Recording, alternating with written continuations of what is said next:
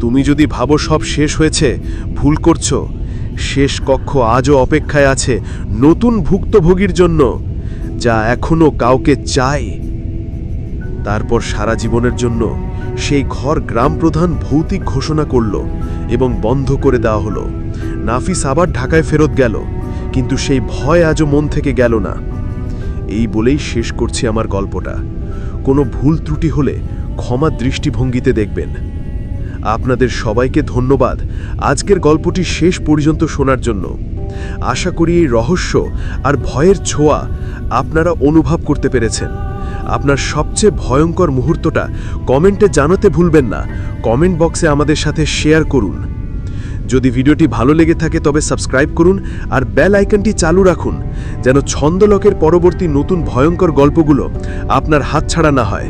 পরের এপিসোডে আমরা ফিরব আরও গভীর, আরও রহস্যময় গল্প নিয়ে। আমি ইয়াসিন, ছন্দলকের পক্ষ থেকে আপনাদের সঙ্গে আবার দেখা হবে নতুন গল্প নিয়ে। সেদিন পর্যন্ত সতর্ক থাকুন, সুস্থ থাকুন আর ছন্দলকের সঙ্গেই থাকুন।